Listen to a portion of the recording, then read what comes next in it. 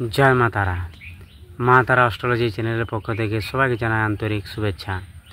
আজকে আমি আলোচনা করব যে বৃশ্চিক রাশির মহিলাদের বাড়ির কোন দিকে ঘুমানো উচিত মাথা রেখে, সেই কথাই বলবো এই ভিডিওর মাধ্যমে। আপনারা দেখতে থাকুন মা তারা ইউটিউব চ্যানেল।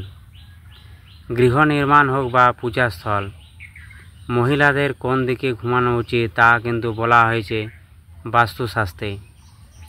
প্রতিটি দিকের আলাদা আলাদা গুরুত্ব রয়েছে। বাস্তুতে উল্লেখিত 8টি দিক মেনে চললে আমাদের জীবনের গতিপথ বদলে যেতে পারে। সেই কারণে আমরা বাড়ি হোক বা পূজাস্থল বা রান্নাঘর তৈরি করার সময় কিন্তু আমরা খুব সতর্ক থাকি। কারণ বাস্তু হলো এমন একটা জিনিস, বাস্তু যদি গোলমাল হয়ে যায় তাহলে কিন্তু তার মন মানসিকতা অস্থির হয়ে যায়।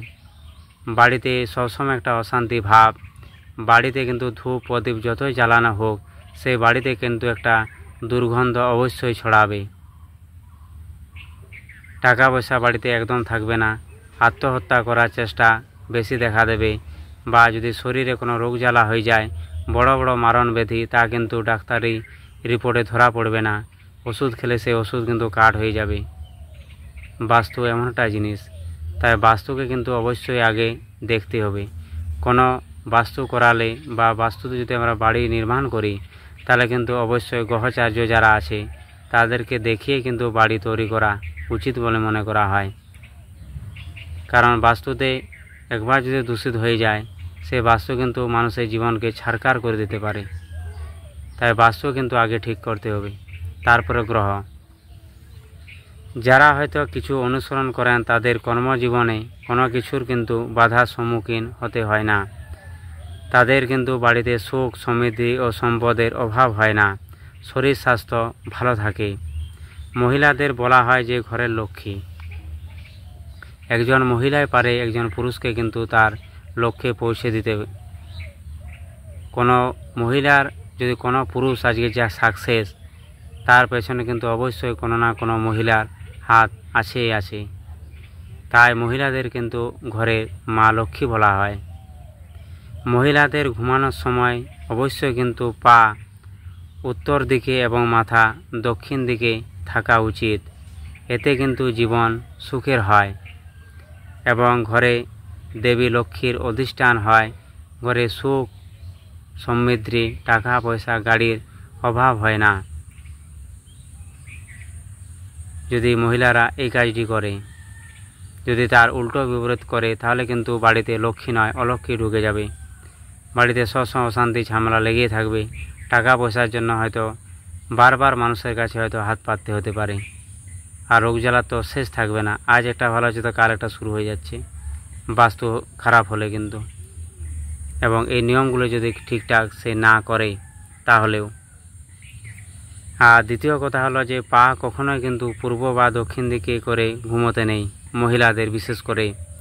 এইভাবে ঘুমালে আপনি কিন্তু গুরুতর রোগে ভুগতে পারেন এবং মনে যে আমাদের যে নেগেটিভ থিঙ্কিংগুলো আছে সেই নেগেটিভ থিঙ্কিং কিন্তু দিন দিন বেড়ে যাবে। কোনো কিন্তু সুরা হবে না, তার মধ্যে কিন্তু আধ্যাত্মিক চিন্তা ভাবনা একদম মুছে যাবে। সবসময় মাছ মাংস ডিম পেঁয়াজ রসুন খেতে তার বেশি ইচ্ছা যাবে। এবং আমাদের যে মঙ্গল দোষ আছে, মঙ্গল দোষ মানে মেয়ে ছেলেদের মাসিক ধর্ম, সেখানেও কিন্তু গোলমাল দেখা দেবে। হয়তো ঠিকমতো যে পিরিয়ড হবে না, একদিন হবে কিন্তু তারপর দিন বন্ধ, হয়তো 1 মাস কি 2 মাস গ্যাপ। পরে ডাক্তার দেখাতে গেল, ডাক্তার কিন্তু রোগ সহজে ধরতে পারবে না যদি এই নিয়মগুলো ঠিক উল্টোপাল্টা করা হয়। মঙ্গল দোষ কিন্তু অবশ্যই বাড়িতে ঘটে যাবে। এবং যদি বাড়িতে কোনো অবিবাহিত ছেলে বা মেয়ে ছেলে থাক তাদের কিন্তু বিয়ে সহজে হবে না। দেখাশোনা আসবে, খাওয়া দাওয়া করবে, বাড়ি কিন্তু চলে যাবে। বাড়ি গিয়ে কিন্তু ঘুরে কিন্তু সে ফোন করবে না যে আমাদের পছন্দ হলো কি না হলো, কোনো কিন্তু খবর কিন্তু পাওয়া যাবে না। এই মঙ্গল দোষ যতক্ষণ না কাটানো হচ্ছে ততক্ষণ কিন্তু সেই জাতক বা জাতিকার বিবাহ কিছুতেই হবে না। বিবাহ যদি হয়েও যায় তাহলে কিন্তু ডিভোর্সের সম্ভাবনা বেশি থাকবে এবং বিচ্ছেদ, এমনকি আত্মহত্যা পর্যন্ত করে নিতে পারে। মঙ্গল দোষ এতটাই খারাপ। আর একটা কথা যে প্রত্যেকেরই কিন্তু সূর্যাস্তের আগে ঘুম থেকে কিন্তু বিছানা ছেড়ে দিতে হবে,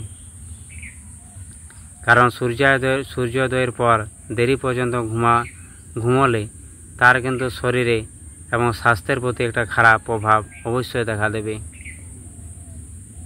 সূর্যের আলো যেমন সূর্যের রশ্মি আমাদের শরীরে যেমন না লাগে, এটাই হলো বৃশ্চিক রাশির মহিলাদের যে বাড়িতে কোন দিকে মাথা রেখে ঘুমালে কি কি ফল পাওয়া যাবে, এগুলো আপনারা করুন। তাহলে অবশ্যই আপনাদের যে সমস্যাগুলো আসছে, বাধা বিঘ্নগুলো অবশ্যই কেটে যাবে। এবং পারেন তো বাড়িতে অবশ্যই পঞ্চাঙ্গ শান্তি সৎসঙ্গ যজ্ঞ অবশ্যই করুন। এতে ভাগবত পাঠ, গীতা পাঠ, চণ্ডী পাঠ অবশ্যই হয়ে থাকে, বিষ্ণু সহস্রনাম, দুর্গা সপ্তশতী পাঠ। তার জন্য আমি বারবার বৃশ্চিক রাশির জাতক বা জাতিকাদের আমি একটা কথাই বলে থাকি যে বাড়িতে কিন্তু পঞ্চাঙ্গ শান্তি সৎসঙ্গ যজ্ঞ অবশ্যই করতে হবে, দ্বিতীয় দীক্ষা নিতে হবে, না হলে কিন্তু এখনও 2 বছর ভোগ আছে। 2026 সালের পর কিন্তু সব সমস্যা মিটে যাবে, তারা কিন্তু নয়। আমি এ বলে এখানে ভিডিওটি শেষ করছি। জয় তারা।